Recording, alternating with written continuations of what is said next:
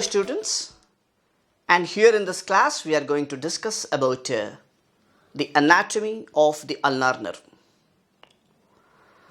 So the ulnar nerve is often referred as the nerve of the hand, or we can also call it as the musician's nerve, because it innervates the vast majority of the intrinsic muscles of the hand.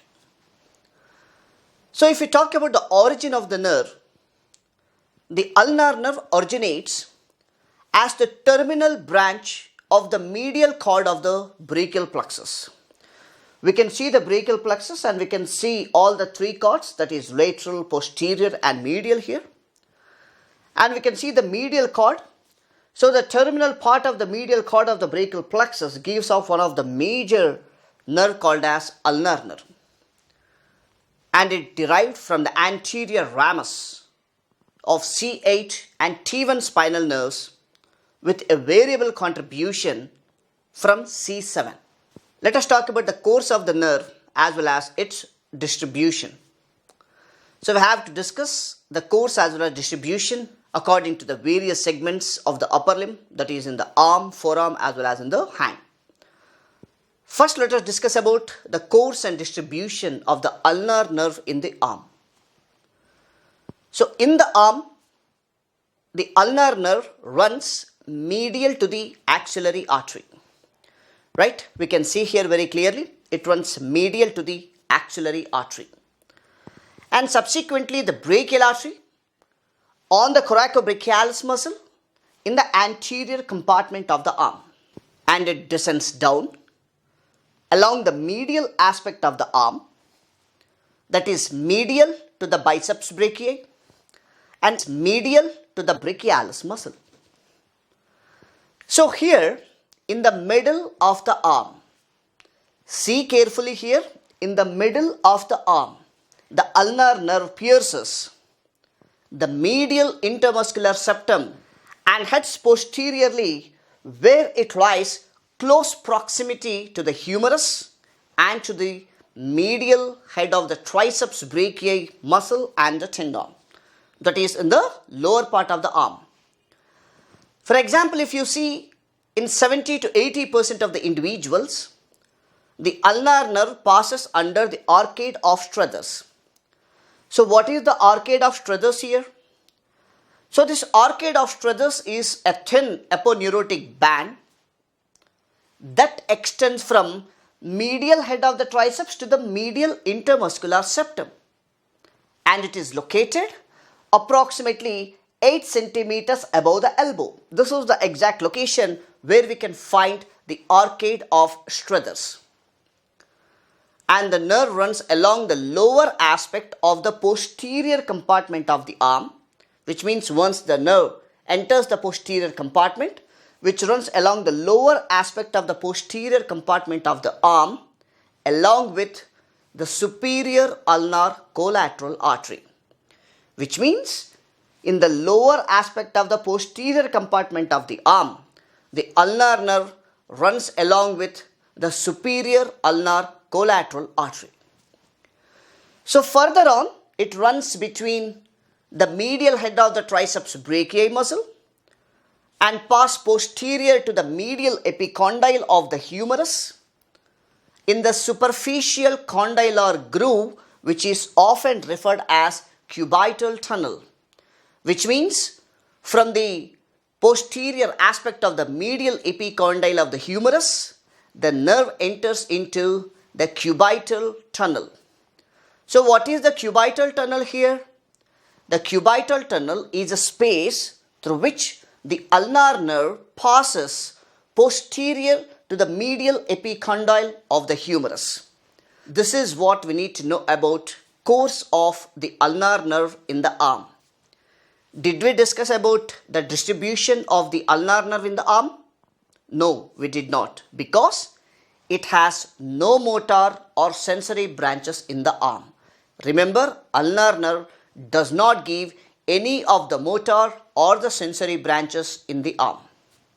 Now let us discuss about the course and distribution of the ulnar nerve in the forearm. So we know that it enters into the cubital tunnel. From there, it should enter the forearm, right?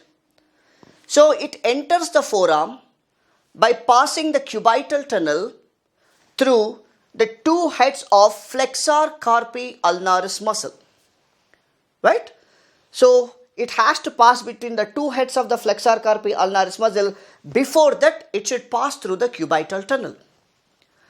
So this cubital tunnel, if you see very carefully here, the roof of the tunnel is the humero-ulnar arcade proximally, and the substance of the two heads of the flexor carpi ulnaris muscle distally.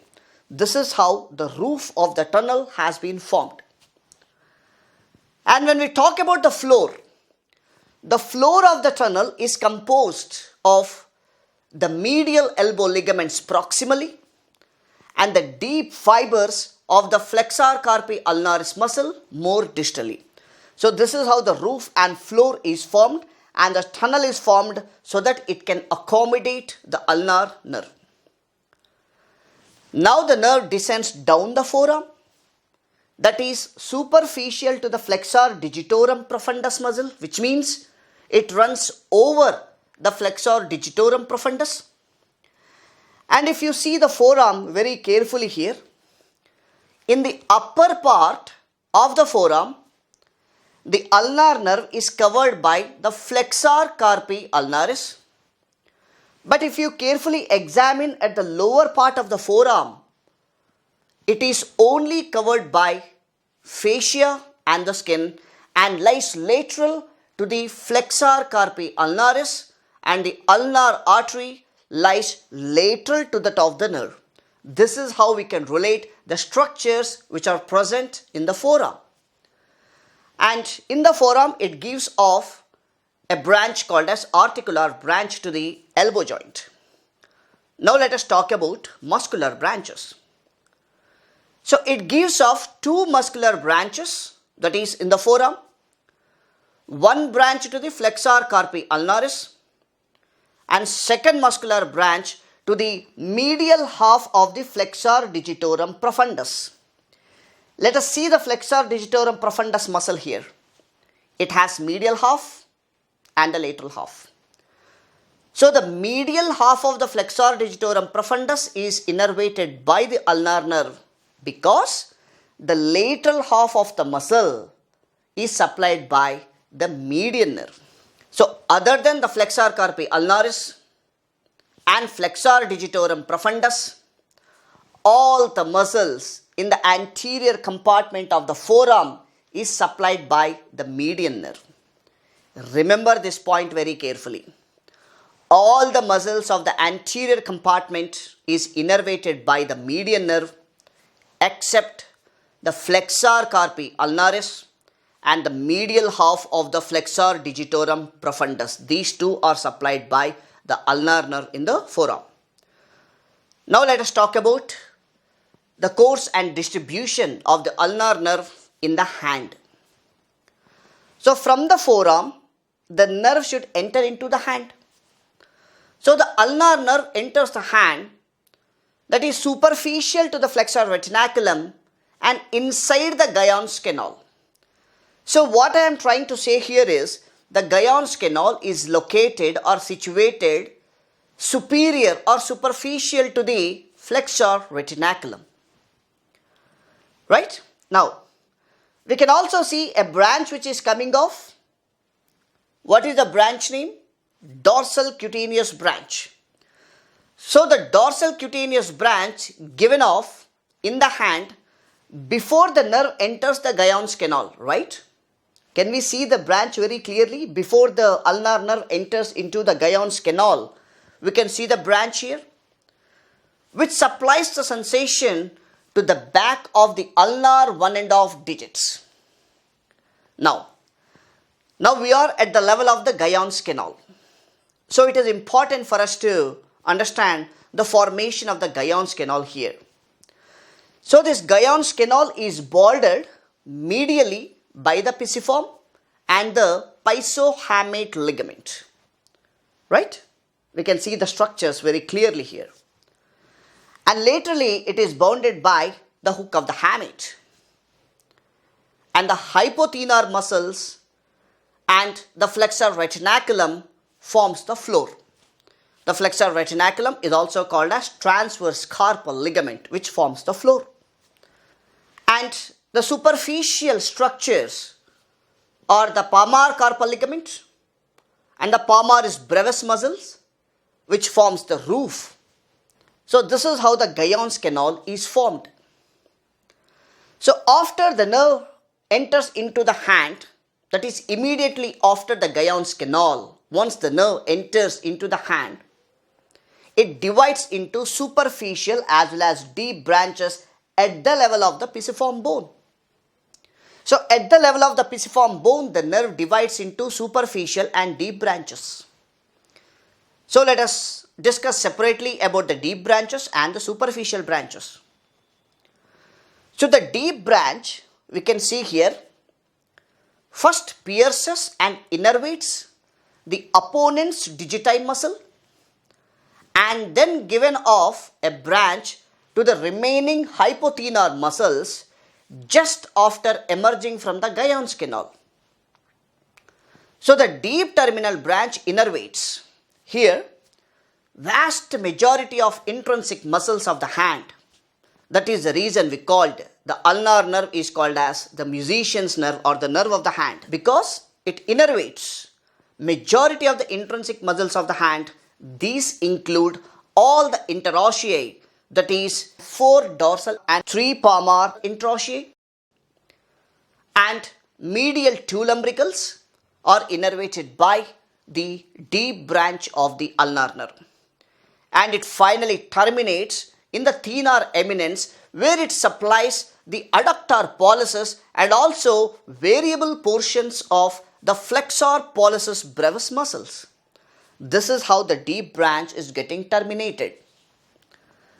So that is the reason when we are considering the ulnar and median nerve, they should be considered as a pair, because the median nerve is giving off majority of its innervation in the forearm and the ulnar nerve is doing majority of the innervation in the hand. So this is how the ulnar nerve as well as median nerve distributed their territories according to its supply. So after discussing about the deep branch, now let us talk about the superficial branches of the ulnar nerve. So in the hand, that is after giving off a branch to the palmaris brevis muscle, the superficial terminal branch supplies the cutaneous ulnar border of the palm and then divides into 2 digital branches, and those 2 digital branches innervates the palmar or the volar surfaces of the 5th and ulnar half of the 4th digit. This is how the sensory innervation can be defined. And we can also see one of the branch called as palmar cutaneous branch, separate branch of the ulnar nerve, right? So the palmar cutaneous branch arises in the mid of the forearm. It is nowhere associated with the hand, because we are discussing about the superficial branches. There's a reason we are discussing this nerve over here. So the palmar cutaneous branch arises in the mid forearm and runs distally over the volar aspect of the forearm and the wrist without passing through the Guyon's canal. And it supplies the cutaneous territory over the proximal border of the ulnar portion of the palm, which also supplies the palmar aponeurosis. This is the distribution of the palmar cutaneous branch of the ulnar nerve. Now let us talk about the dorsal cutaneous branch. We have discussed this earlier, but let us discuss in a more precise way. So the dorsal cutaneous branch is given off more distally, right? That is approximately 5 centimeters proximal to the top of the wrist, and courses dorsally around the ulna to supply the ulnar side of the dorsum of the hand and dorsal surfaces of the 5th and ulnar half of the 4th digit. This is what we have discussed earlier. So by this we completed the deep as well as the superficial branches of the ulnar nerve. Now let us focus on the clinical anatomy. Generally, injury to the ulnar nerve may be seen at the level of the arm or the forearm or the hand, right? Or maybe at the elbow. But the most often the injuries of the elbow are more commonly seen when compared to that of the hand or any other location. So all these injuries are referred in a common pool called as ulnar neuropathies. So in general, ulnar neuropathy, that is especially at the elbow, is a common focal neuropathy affecting the upper extremity, and it is second in frequency only after the entrapment of the median nerve at the wrist, that is the carpal tunnel syndrome. So the most common peripheral nerve neuropathy of the upper limb is the carpal tunnel syndrome, and second most common is the ulnar neuropathy. In that also most common will be the cubital tunnel syndrome. So that is the reason, the point to be noted here, that the most common site of the focal ulnar entrapment or the compression is at the elbow, followed by the wrist. This is what we have to remember here. And now one of the interesting point we have to discuss, known as the ulnar paradox. So it is a terminology here. What is the meaning of a paradox? Which means it is behaving differently compared to that of the other nerve injuries of the upper limb. What exactly I mean by this?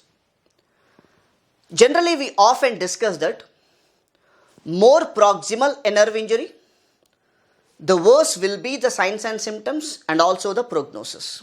When we talk about the median nerve or the radial nerve, the proximal injuries are more symptomatic compared to that of the distal injuries. But the opposite is true when we consider the ulnar nerve. This is because one of the muscles that flexes the fingers, that is flexor digitorum profundus, which lies in the forearm, is partially innervated by it, right? Because half is innervated, that is medial half is innervated by the ulnar and the lateral half is innervated by the median. So that is the reason proximal injury will remove innervation to the forearm muscles and the hand muscles. But when we talk about the distal injury, so a distal injury only takes out the hand muscles, hence the still functioning finger flexors give the patient a clawed appearance in the ring as well as a little finger. So with a proximal injury leading to an open palm, there is more capacity for the hand function when compared to that of the distal injuries. So this phenomena overall is called as ulnar paradox. Now we have two important clinical scenarios here when we talk about ulnar neuropathies. One is the cubital tunnel syndrome and second one is called as Guyon's canal syndrome or Guyon's tunnel syndrome. So what is the cubital tunnel syndrome? We know about the cubital tunnel, right? So entrapment of the ulnar nerve occurs when the nerve is compressed, typically at the elbow or maybe at the wrist. As I already mentioned earlier, that the compression of the nerve at the elbow is pretty common when compared to that of the wrist. And compression of the nerve at the elbow is called as tardy ulnar palsy. Nowadays we are calling the same tardy ulnar palsy as the cubital tunnel syndrome, which is the most common ulnar nerve neuropathy. So what might be the causes of cubital tunnel syndrome here? It may be because of leaning on the elbow, or maybe due to the prolonged elbow flexion during various type of occupational activities like leaning on the desk on the elbow, or maybe because of athletic activities, or maybe because of the surgical procedures, that is during general anesthesia. There may be injury to the nerve at the cubital tunnel, or sometimes it may be because of the blunt trauma of the nerve, or maybe because of the masses which is compressing the nerve, examples like tumors or hematomas, or maybe in metabolic abnormalities like in diabetes, because majority of the peripheral nerves are affected. But more commonly it is a compressive neuropathy and most often because of the occupation. And the cubital tunnel syndrome can cause a pain on the medial side of the lower forearm with pins and needle sensation of the medial two fingers and dorsum of the ulnar side. This is what we need to know about the cubital tunnel syndrome. And what is the Guyon's canal syndrome? So compression of the ulnar nerve at the wrist is referred as Guyon's canal syndrome, and we can also call it as ulnar tunnel syndrome.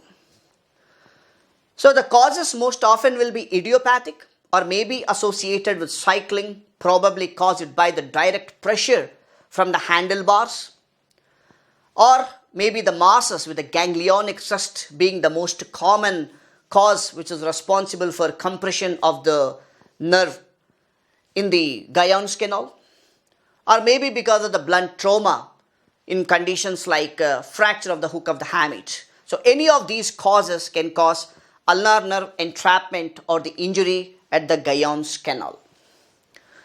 Now let us talk about the overall clinical features.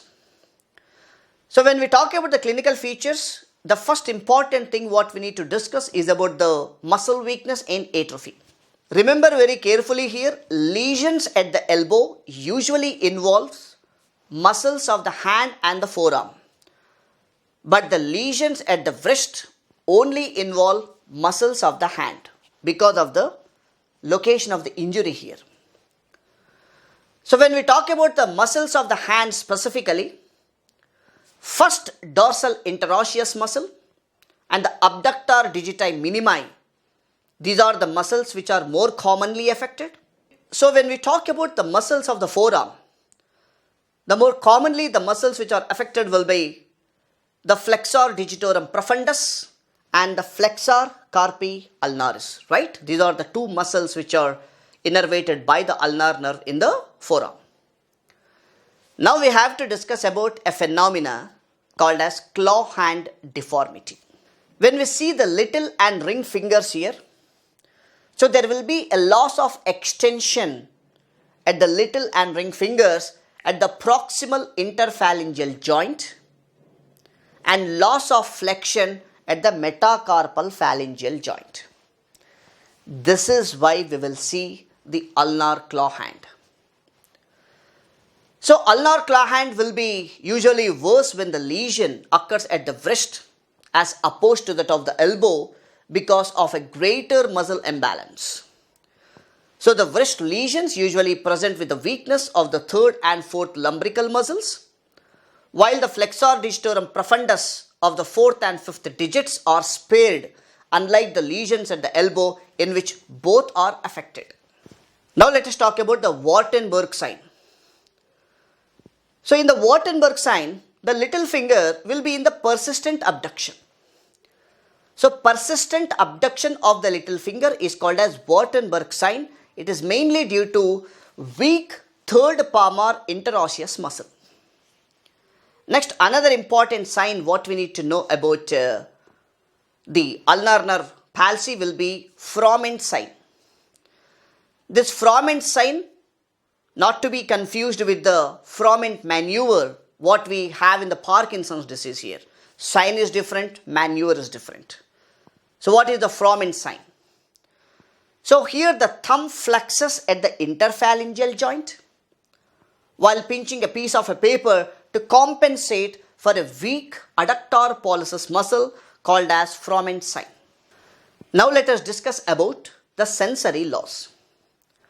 So there will be loss of sensation over the hypothenar eminence and ulnar one and off fingers because of its distribution. So if there is a lesion at the elbow, there will be a positive renal test too. That is also very important for us for the examination point of view as well as to identify the ulnar neuropathy. So whenever we talk about the renal test, the renal test will be positive. So there will be a marked paresthesias which can be reproduced in the ulnar portion of the hand by tapping on the medial epicondyle of the humerus. This is called as the renal test, which is positive whenever there is injury of the nerve at the elbow. Now when we talk about the lesions at the wrist, Especially whenever we talk about the lesions at the wrist, sensory symptoms may or may not be present, but it is not in the case of the lesions at the elbow. Now let us talk about the pain in ulnar neuropathy.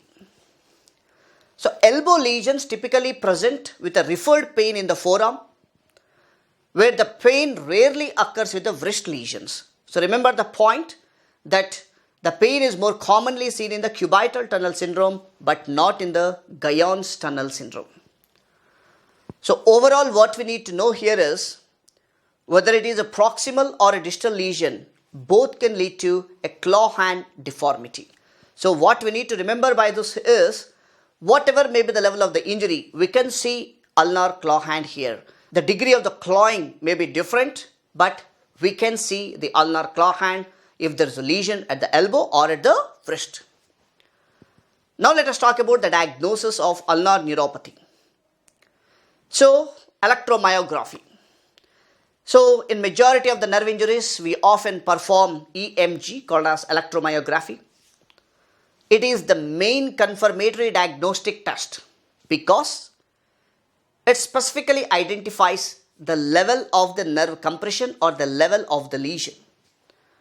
So other than EMG, we often perform ultrasound and MRI. Mainly, we perform this ultrasound and MRI because to support the EMG findings and also to detect the possible causes of compression. Example, maybe in the case of space occupying lesions. So this is about the diagnosis. Now let us talk about the treatment. So treatment can be divided under two headings, conservative therapy as well as the surgical therapy. Conservative therapy can be given in very milder cases. For example, if there is a pain, analgesics can be given in the form of non-steroidal anti-inflammatory drugs. And majority of the cases, these neuropathies are because of the occupational types. There's a reason modifying the behavior, that is avoiding prolonged resting on the elbow or repeated flexion of the elbow, that can be prevented. That is how you guide the patient to change his behavior or modify the pattern of his occupation, and do not use the elbow too much, approximately for 4 to 6 weeks. And also in some of the conditions we do bracing. So bracing at night. So the surgical decompression can be done. That is, if clinical features are severe or persistent, that is, if the clinical features are lasting more than 6 to 12 weeks, then we go for surgical decompression, or progressively worsen despite of the conservative therapy, then also we go for surgical decompression. So this is about the treatment of ulnar neuropathy. So by this we completed the detailed anatomy of the ulnar nerve along with its clinical applications.